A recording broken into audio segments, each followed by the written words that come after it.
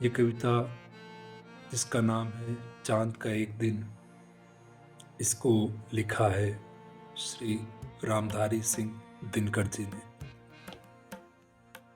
हठ कर बैठा चांद एक दिन माता से ये बोला, सिलवा दो माँ मुझे ऊन का मोटा एक झिंगोला।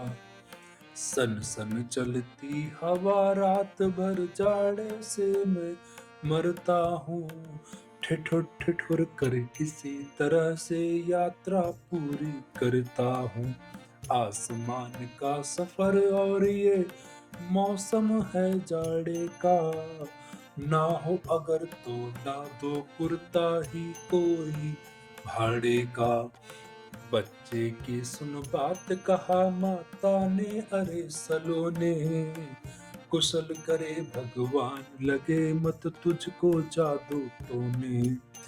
जाड़े की तो बात ठीक है पर मैं तो डरती हूँ, एक नाप में कभी नहीं तुझको देखा करती हूँ। कभी एक अंगुल भर चौड़ा कभी एक फुट मोटा, बड़ा किसी दिन हो जाता है और किसी दिन छोटा। घटता बढ़ता रोज किसी दिन ऐसा भी करता है, नहीं किसी की भी आंखों को दिखलाई पड़ता है। अब तू ही बता तेरी नाप किस रोज हम दिलवाएं, सीधे एक झंगोला जो हर रोज बदन में आए। अब माता की इस बात पर चांद का जवाब सुनिए, बहुत ही रोचक है। हंस कर बोला चांद, अरे माता तू इतनी भोली, दुनिया वालों के समान क्या तेरी मत भी डोली। घटता बढ़ता कभी नहीं मैं वैसा ही रहता हूँ, केवल भ्रमवश दुनिया को घटता बढ़ता लगता हूँ। आधा हिस्सा सदा उजाला आधा रहता काला, इस रहस्य को समझ न पाता भ्रमवश दुनिया वाला।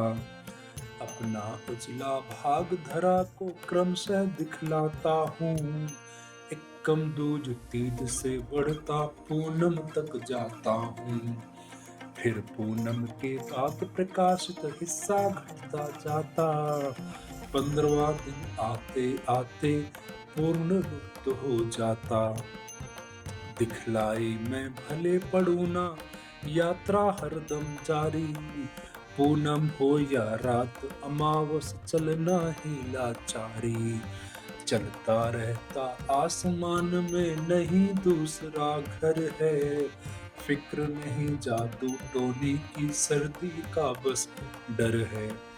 दे दे पूनम की ही साइज का कुर्ता सिलवा कर, आएगा हर रोज बदन में इसकी चिंता मत कर। अब तो सर्दी से भी ज्यादा एक समस्या भारी, जिसने मेरे इतने दिन की इज्जत सभी उतारी।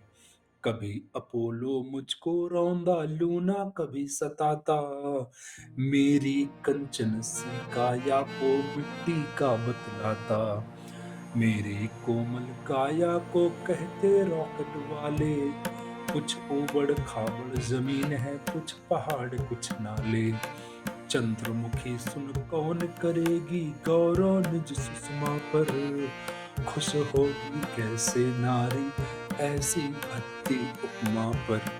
कौन पसंद करेगा ऐसे गट्ठों और नालों को, इसकी नजर लगेगी अब चंदा से मुखवालों को।